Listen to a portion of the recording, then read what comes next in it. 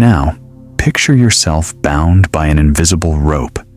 Not chains, not cuffs, but something subtler, a cord tied around your mind. Each knot on that rope is a question someone else uses to pull you, to provoke you, to make you lose control.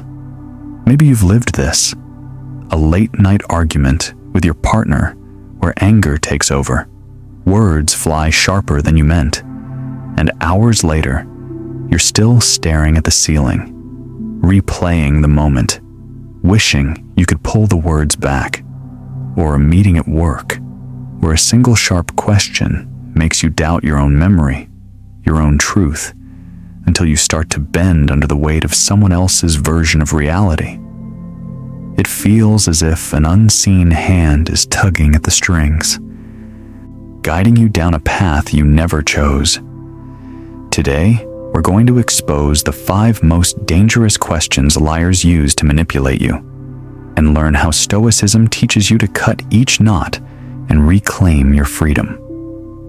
Part 1. The Memory Trap. Are you sure you remember correctly? There's a quiet cruelty in the way memory can be twisted.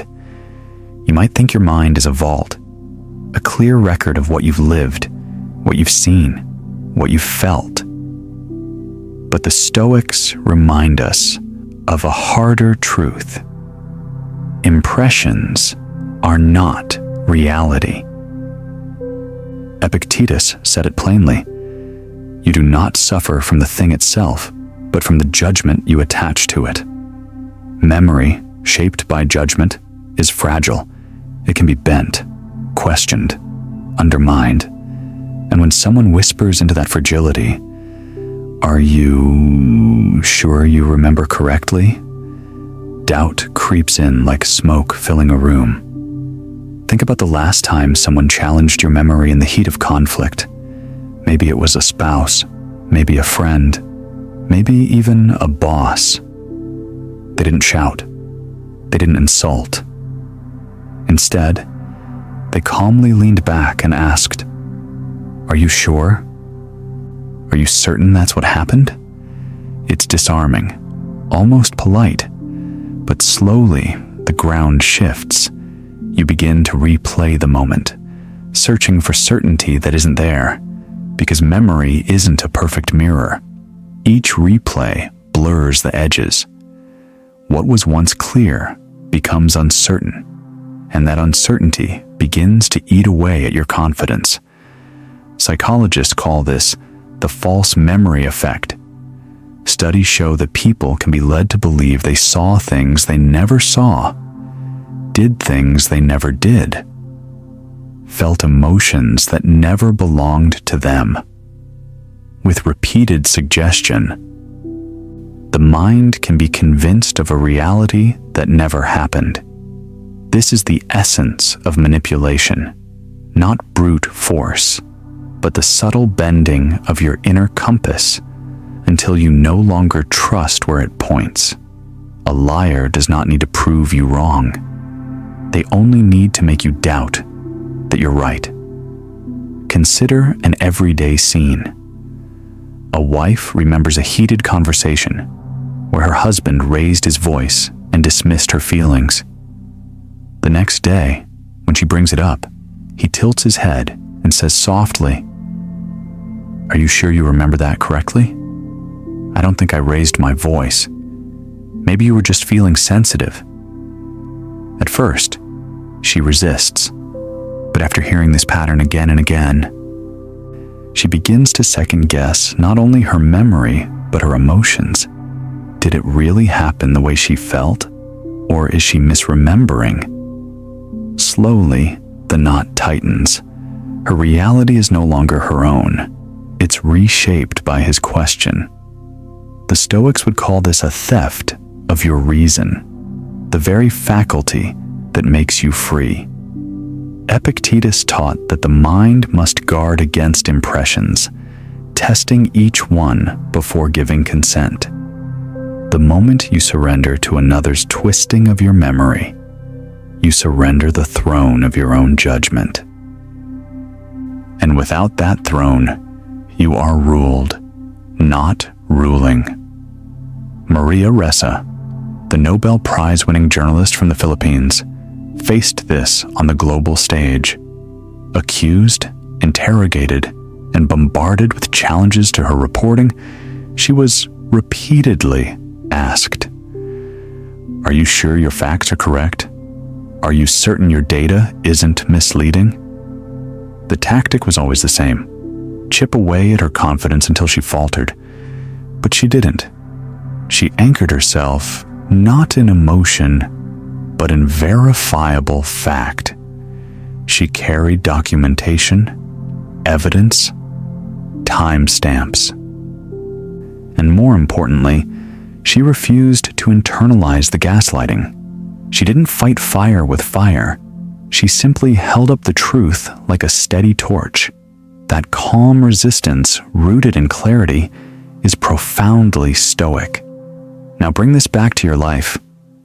How often have you lost peace, not because of what truly happened, but because someone made you doubt your own clarity? The path out of this trap is not to memorize more perfectly. Memory will always be fallible. But to separate what can be verified from what is simply felt. When you are challenged, write it down. Ask yourself, what are the facts that can be checked, recorded, or corroborated? And what are the feelings that belong only to me? Both are valid, but they are not the same. Facts are external. Emotions are internal. One can be debated, the other cannot be denied. This practice builds a wall between your truth and their manipulation. It doesn't mean you must fight every false suggestion with anger. In fact, the Stoics would say, anger only binds you more tightly. It means you quietly, firmly, keep your record. You trust your reason more than their questions. And in doing so, you untie the first knot in the rope. Pause and ask yourself now, in the last week, did someone make you doubt your memory? Was it a small moment, a text, a conversation, a forgotten detail? Did you shrink or did you stand? The exercise is simple, but powerful. Every time doubt is planted, take 3 minutes to write. Here are the facts I know. Here are the feelings I felt. Keep them distinct. This is your rope knife, your way of slicing through the fog of manipulation. Because when you lose faith in your memory, you lose faith in yourself. And when that happens, others can control you with ease. That is the memory trap. And when this knot is cut, the manipulator doesn't stop. They move on. If they cannot shake your memory, they will reach for the next weapon, your guilt. Part 2. The guilt anchor. Don't you care about me? Few chains are as heavy as the one forged from guilt. Unlike the memory trap, which erodes your confidence, guilt manipulates the noblest part of you, your capacity to care. Seneca once wrote that no man can truly harm you without your consent. An insult, a demand, even an accusation is powerless unless you grant it weight in your heart. But guilt works differently. It cloaks itself in love, duty, and compassion, so that by the time you feel the pull, it seems wrong to resist. Think of a familiar moment. Your boss leans across the desk at 6 p.m., handing you yet another file. You muster the courage to say, "I can't stay late tonight." And then comes the quiet dagger. Don't you care about the team? Don't you care about our success? Suddenly, your refusal doesn't feel like setting a boundary. It feels like betrayal. You picture your coworkers struggling. You imagine being seen as selfish, and the guilt gnaws at your chest. Against your better judgment, you take the file home. You've been hooked. Psychologists describe this tactic as gaslighting through guilt. It exploits what's known as the guilt complex, a deep tendency to confuse responsibility with self-sacrifice. People with unresolved wounds, often from childhood, are especially vulnerable. Maybe you were raised in a home where love was conditional, where you were praised only when you pleased others, or shamed when you said no. Those echoes still linger. When someone questions your care, it doesn't feel like a single moment. It feels like a lifetime of proving your worth all over again. Seneca warned of this trap. He who has given others the power to wound him has destroyed his own freedom. What he meant is that guilt only binds you if you accept the burden as yours. Otherwise, it passes through you like smoke. But liars and manipulators know exactly how to frame their question to make you accept it. "Don't you care about me?" is never really about care. It's about control. Take Simone Biles in 2021. When she withdrew from the Tokyo Olympics to protect her mental health, the backlash was immediate. Headlines called her selfish. Critics accused her of betraying her team. And social media roared with disappointment. The guilt anchor was cast with full force. Don't you care about your country? Don't you care about your teammates? But Biles stood her ground. She reframed care itself. By stepping back, she ensured her teammates competed without distraction, and by protecting herself, she modeled courage that rippled far beyond gymnastics. Her refusal to carry false guilt gave others permission to do the same. That is the Stoic way in action. She chose virtue over approval, truth over manipulation. Now, let's bring this back to you. How many times have you shouldered responsibilities that weren't yours? Not because you wanted to, but because you were asked that one loaded question. Don't you care about me? A friend who constantly leans on you, draining your energy. A sibling who frames every refusal as betrayal. A partner who disguises control as need. Each time, guilt pulls at you. But here's the truth. Genuine care is a choice, not a chain. When you give it freely, it nourishes both sides. When it is demanded, it becomes a weapon against you. So how do you break free? The practice is deceptively simple. The next time someone casts that anchor, pause and ask yourself, is this truly my responsibility? Or is it a weight they want me to carry for them? Write it down if you must.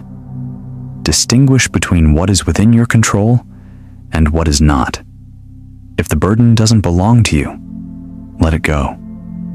Epictetus would say, do not demand that events happen as you wish, but wish them to happen as they do. Likewise, do not demand of yourself burdens that are not yours to bear. This doesn't mean you harden your heart. The Stoics were not cold. They believed in love, compassion, and duty, but they drew lines. Seneca cared deeply for his friends, yet he wrote, "A gift should be given willingly, not because of compulsion." If your yes is born of guilt, it is not virtue. If your no protects your integrity, it is an act of freedom. Look again at your own life. Is there one relationship where guilt has been the silent leash? Maybe at work, maybe at home, maybe even within yourself. What would happen if you cut that leash? Would you lose their approval? Perhaps, but you would gain something greater, peace.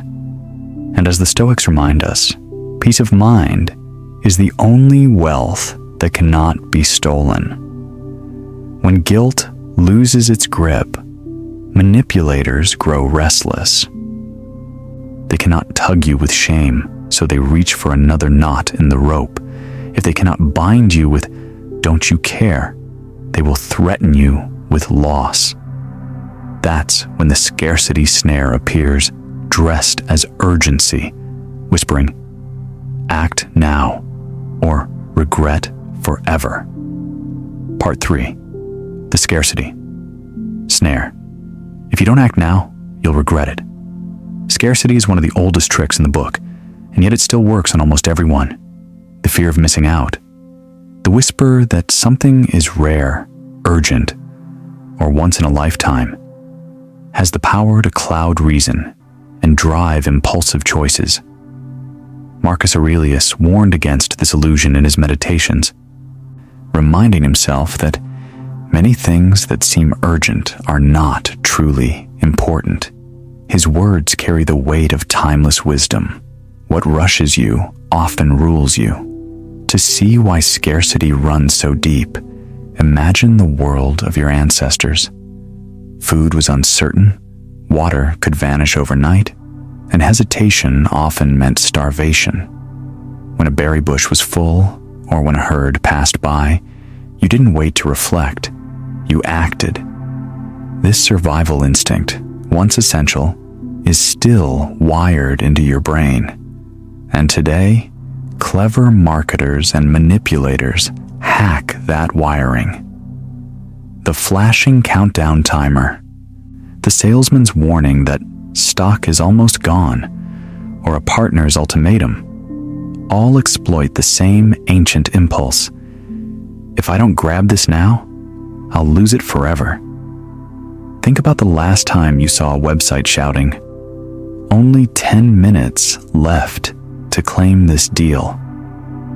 You weren't calmly weighing the product's value, or whether you even needed it. Your brain snapped into that ancient panic. You imagined someone else seizing the last of the food, and your hand moved to click buy before reason had a chance to intervene. That is the scarcity snare at work, an old survival mechanism turned against you. Consider how this shows up beyond shopping. A toxic partner might say, "If you don't commit to me right now, you'll lose me forever."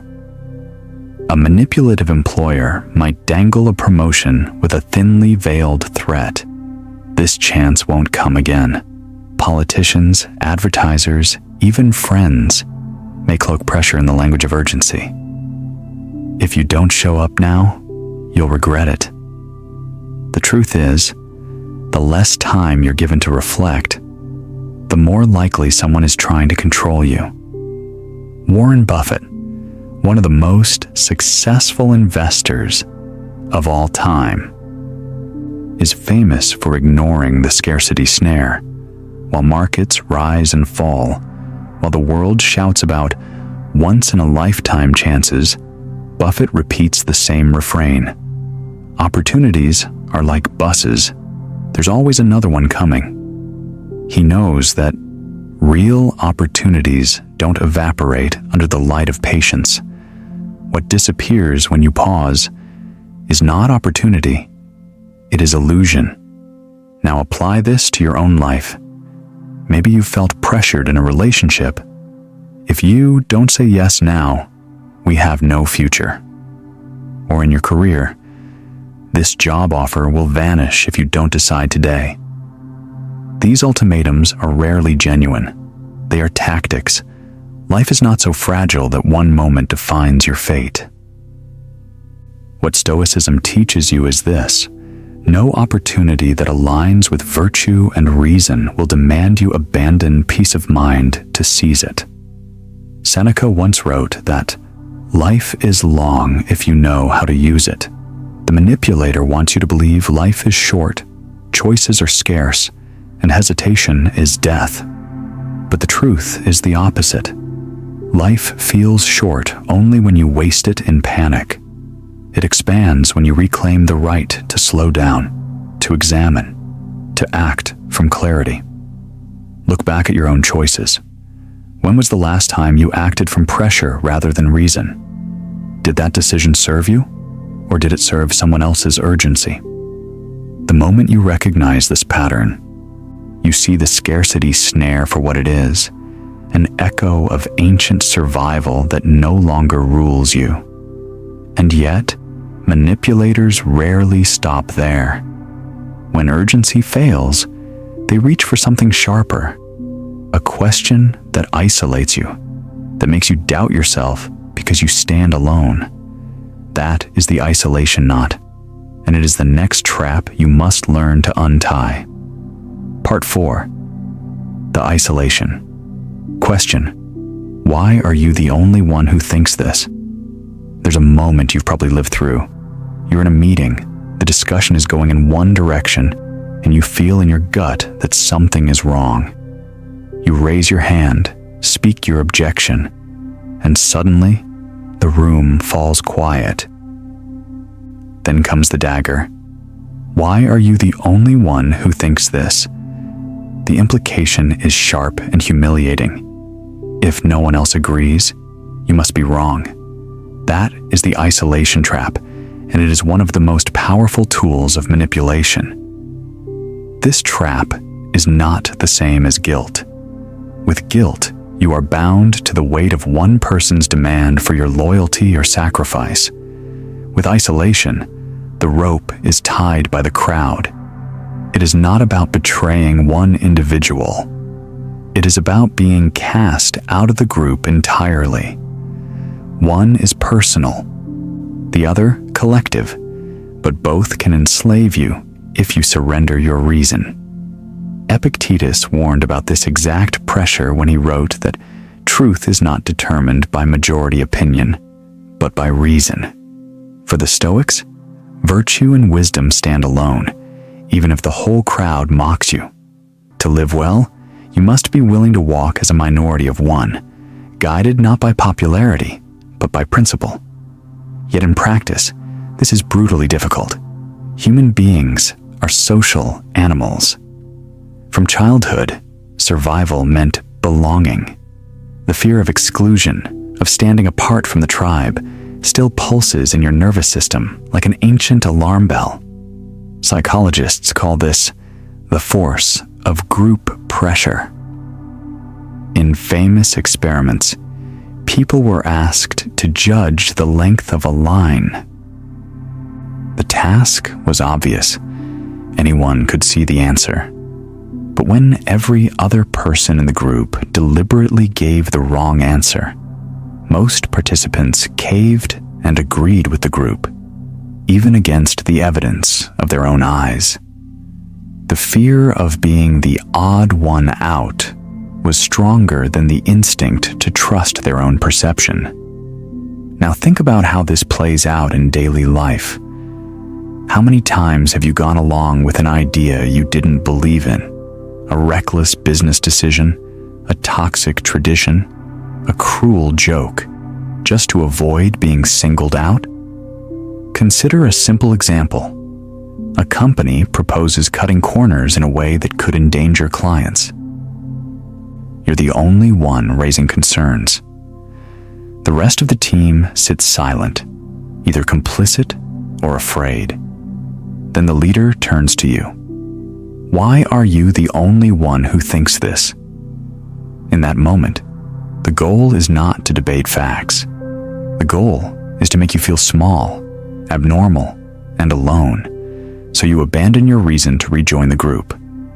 But if you let that question undo you, you trade truth for comfort, clarity for conformity. Ruth Bader Ginsburg knew this trap intimately. As a justice on the U.S. Supreme Court, she was often in the minority. Many times, she was the lone dissenting voice in cases where the majority ruled differently. Yet she held her ground, not because it was easy, but because she trusted her reasoning. Over time, those dissents became seeds. Some grew into future legal precedents, reshaping history. She proved that being alone is not the same as being wrong. Sometimes it is the very proof that you are standing where others fear to stand. The Stoic lesson here is piercing. If your conviction is based on reason, data, and principle, then the number of people who agree is irrelevant. Marcus Aurelius reminded himself often that he would face mockery, misunderstanding, and isolation, but that he must live according to virtue regardless. Popularity was never the Stoic measure of truth. Clarity was, and clarity requires courage. How can you apply this in your own life? Start with this practice. When confronted with the isolation question, shift the ground. Instead of defending yourself emotionally, maybe I am overreacting. Respond with clarity. Here is the data. Here is the reasoning. Write your position down if you must, so that even if voices swirl around you, you have something solid to hold on to. The manipulator thrives when you drown in feelings of being outnumbered. They lose power the moment you anchor yourself in fact and principle. Here's a practical challenge. The next time you feel outnumbered, pause and write one clear, logical reason for your stance. Just one. Keep it short. Keep it factual. Then, remind yourself, truth does not require a crowd. That sentence, that logic, is your shield. Even if you stand alone, you are not abandoned. You are in the company of reason itself. Of course, this does not mean every lonely opinion is virtuous. Sometimes we are wrong. Sometimes the group sees what we cannot. The Stoic path does not glorify stubbornness. It glorifies integrity. So the work is to test your reasoning rigorously. Strip away ego, strip away resentment, and ask, is my stance aligned with virtue or just with pride? If the answer is virtue, stand. If it is pride, adjust. In both cases, you regain freedom because your actions are yours, not dictated by the fear of isolation. Think back in your life. How many times did you betray your own insight because you feared being the only one? And what did it cost you?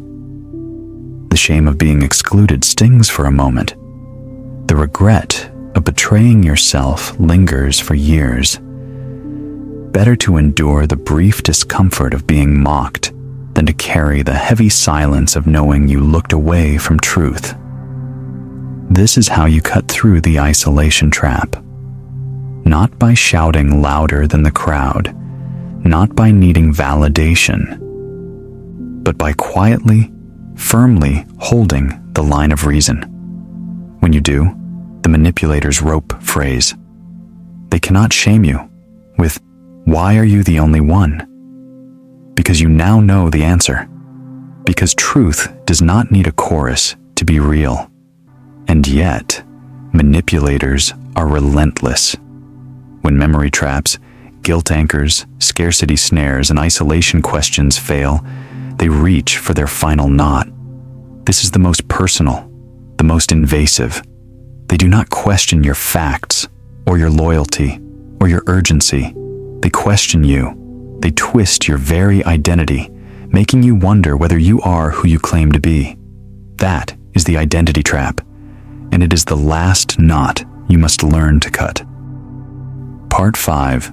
The Identity Twist. Is this really who you are? There is a special kind of manipulation that cuts deeper than doubting your memory, heavier than guilt, sharper than scarcity, and lonelier than isolation. It is the moment someone makes you question not just what you did, but who you are. This is the identity twist. It is the manipulator's final knot, the one that strikes at the core of your dignity. When someone asks, "Is this really who you are?" the question is not meant to enlighten you. It is meant to shame you, to drag you into a spiral where your worth is measured not by reason, but by someone else's expectations. Marcus Aurelius warned against this trap long ago. He wrote, "Remember to act as the person reason and nature made you to be." For the Stoics, identity was not a costume you wore for others, nor a label society handed down. It was something simpler, purer, and unshakable. the commitment to live with virtue, guided by reason. Anything beyond that, whether others called you selfish, disloyal, or unloving, was outside your control. If you remained aligned with justice, courage, temperance, and wisdom, you had nothing to defend. But manipulators thrive by hijacking this principle. In psychology, we call this shame manipulation. Instead of debating facts, they weaponize your longing to be good, loved, or accepted. They frame your actions as proof that you are failing at being a real partner, a real friend, a real employee, a real son or daughter. The attack is insidious because it targets your identity, not your choices. And because identity is tied to belonging, you are left vulnerable, scrambling to prove that you are worthy. Think of a familiar scene. A jealous boyfriend asks his partner, "If you really loved me, why would you need space from me?" The question looks like concern, but it is really a cage. He is equating her need for independence with betrayal. Over time, she begins to doubt herself. She wonders, maybe I am selfish. Maybe I am not a good partner. She begins to mold herself into his image of loyalty, smaller, quieter, less free. This is not love. This is identity theft disguised as devotion. Or picture another, even heavier moment. A son tells his father he does not want to take over the family business, choosing instead a different path. The father's response is sharp. "You're not the son I thought I raised." It is not about the business at all. It is about identity. The words strike like a blade, suggesting that the son's worth as family hinges on compliance. Here, love and belonging are twisted into chains. The son is not just rejecting a career, he is cast as betraying who he is supposed to be. This is the identity twist at its most personal, where the cost of freedom feels like exile. The same script plays out in boardrooms, friendships, even families. You refuse to take on extra work because you're at capacity.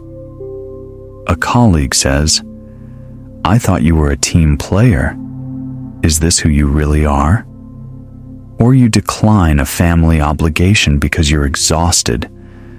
And suddenly, you hear, "Since when did you stop being the caring one?" The words land heavy because they are not about the action. They are about you. They whisper that perhaps you are not who you believed yourself to be. And if you want to reclaim that goodness, you must comply. But here lies the Stoic response.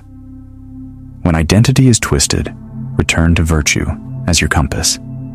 Marcus Aurelius would ask, does this action align with the person I aspire to be? Rational, just, courageous, disciplined? If the answer is yes, then no accusation, no question, no manipulative frame has power over you. You cannot be blackmailed with shame if your integrity is intact. Consider Viola Davis, one of the most acclaimed actresses of her generation. Throughout her career, she was offered stereotypical roles that reinforced narrow depictions of Black women. When she refused, the questions came sharp. Are you turning your back on your community? Are you forgetting where you came from? The accusation was that she was betraying her identity. But Davis saw the truth. Accepting those roles would have been the betrayal, not to her community, but to her dignity. By saying no, she chose a higher fidelity to her craft, to her worth, and to the fuller humanity she wanted her roles to represent. That refusal reshaped Hollywood's imagination of what was possible. This is the lesson the Stoics would underline. Identity is not a performance for others. It is an inner oath you keep with yourself. If you hand it over to the crowd, you will always be a puppet, dancing to strings of guilt, shame, and fear. But if you ground it in virtue, you can walk away from every trap with quiet certainty. You may lose approval, you may lose praise, but you do not lose yourself. Here is the practice for you. The next time someone asks a question that cuts at your identity, is this really who you are? Pause. Do not scramble to answer them. Ask yourself instead, does my action align with my virtues? Write down the 4 pillars: justice, courage, temperance, wisdom. Hold your choice against them. If it passes that test, then you already have your answer. You do not owe anyone else a defense. This shift is liberating because it moves the battle from their arena to yours. No longer are you forced to prove your goodness on their terms. You define it by living consistently with reason. And once you anchor there, shame cannot move you. It might sting, but it cannot steer. Think about this. How many decisions in your life were made not because they were right, but because you were desperate to prove you were good? How many times did you say yes when you wanted to say no, because you feared someone would question your love, loyalty, or worth? And what did those choices cost you? Often more than rejection ever would. Because each time you surrender to the identity twist, you lose a little more of yourself. The Stoic path offers a cleaner freedom. You will not control whether others call you selfish, cruel, or disloyal. But you do control whether your actions align with virtue. That alignment is the only identity that matters. Epictetus put it simply, no one can harm your character but you. And so, as you cut through this final knot, imagine the rope falling away. The manipulator's strongest weapon, the power to make you doubt who you are, lies broken at your feet. You are no longer bound. You are no longer defined by their questions.